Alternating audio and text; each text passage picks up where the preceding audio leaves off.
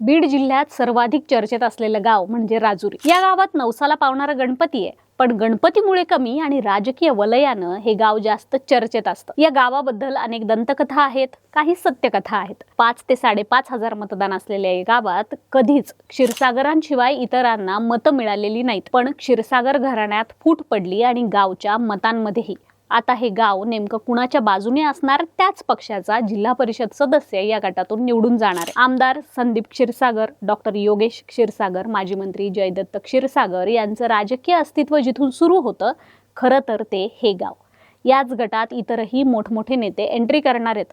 खास करून क्षीरसागरांना बीडमध्ये झटका दिल्यानंतर गेवराईचे आमदार विजयसिंह पंडित राजुरी जिल्हा परिषद गटावर फोकस करतात।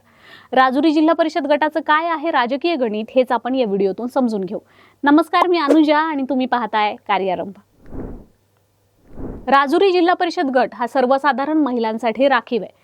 क्षीरसागरांचं वर्चस्व असलेल्या या गटात गेवराईच्या पंडितांनी एंट्री केली आहे। पंडितांनी नगर परिषदेच्या माध्यमातून बीडमध्ये पहिला विजय मिळवला। त्यानंतर उपमुख्यमंत्री तथा बीडचे पालकमंत्री अजित पवार यांच्या माध्यमातून बीड शहरातील विकास कामांचा धडाका लावलाय। बीड जिल्हा परिषदेच्या निवडणुका दुसऱ्या टप्प्यात होणार आहेत, पण आतापासून जिल्ह्यात राजकीय समीकरण जुळवण्याचे प्रयत्न सुरू आहेत। 9 वर्षांनंतर अनेकांना जिल्ह्याच्या मिनी मंत्रालयात जाण्याची संधी मिळतेय। दुसरीकडे पंडितांना बीडमध्ये कडाडून विरोध करणारे डॉक्टर योगेश क्षीरसागर मात्र सध्या तरी ग्रामीण भागामध्ये शांत असल्याचं दिसतंय, कारण राजुरी गटासाठी सध्या भाजपकडे एकही इच्छुक उमेदवार चर्चेत नाहीये।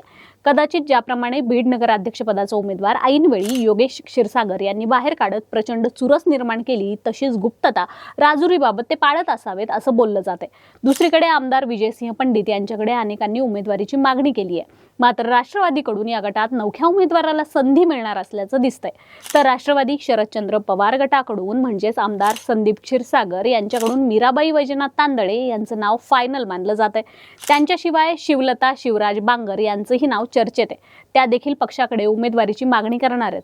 बांगर यांनी यापूर्वी शिवसेनेकडून निवडणूक लढवली होती, त्यात त्यांनी 3ऱ्या क्रमांकावर राहून 3780 मतं मिळवली होती। तर वैजनाथ तांदळे यांनी आदर्श वंजारवाडी हे राजुरी सर्कलमध्येच नव्हे तर जिल्हाभरात चर्चेत आणलेलं गाव आहे। गावचा विकास काय असतो हे तांदळे यांनी दाखवून दिलंय। आमदार संदीप क्षीरसागर यांच्या प्रत्येक निवडणुकीत ताकदीने मैदानात असणारे वैजनाथ तांदळे यांच्याच पत्नी मीराबाई तांदळे यांना या गटातून शरदचंद्र पवार गटाची उमेदवारी असणार असल्याचं बोललं जात आहे। दुसरीकडे खापरपांगरीचे अनेक वर्ष सरपंच असलेले बळीराम चव्हाण यांच्या पत्नी गंगूबाई चव्हाण यांचंही नाव चर्चेत असून त्या ऐनवेळी कोणत्याही राष्ट्रवादी गटाकडून उमेदवारी मिळवू शकतात। आमदार संदीप क्षीरसागर यांना सोडचिठ्ठी देत शिवसेनेत प्रवेश केलेले सतीश शेळके हे सुद्धा त्यांची पत्नी वंदना शेळके यांच्यासाठी गटात प्रचाराला लागल्याचं दिसतंय। शेळके हे खरं तर आमदार क्षीरसागरांचे बॅकबोन होते।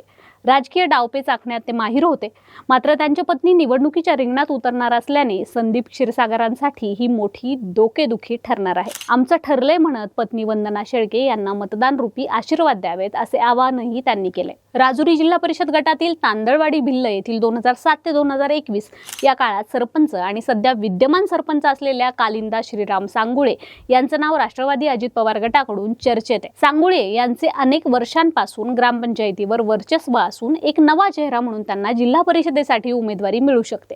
सांगुळे यांच्या नातेवाईकांचा मोठा गोतावळा या गटात असून त्यांच्या माध्यमातून आमदार विजयसिंह पंडित यांच्यासोबत उमेदवारी संदर्भात चर्चाही झालेली आहे। त्यामुळे राष्ट्रवादीकडून सांगुळे यांना उमेदवारी मिळू शकते असंही बोललं जाते।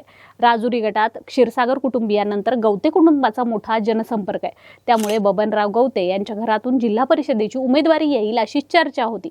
मात्र गवते यांनी कामखेडा पंचायत समिती गणातून लढण्याची तयारी केली आहे। बबनराव गवते हे यापूर्वी राजुरी गटातून जिल्हा परिषद सदस्य राहिलेले असून गवते कुटुंबाचा परिसरातील नागरिकांशी सातत्याने थेट संपर्क राहिलाय। बबनराव गवते यांचे चिरंजीव तथा राष्ट्रवादी काँग्रेसचे युवक जिल्हाध्यक्ष बळीराम गवते हेही सर्वसामान्य नागरिकांच्या प्रश्नांसाठी कायम सक्रिय असतात।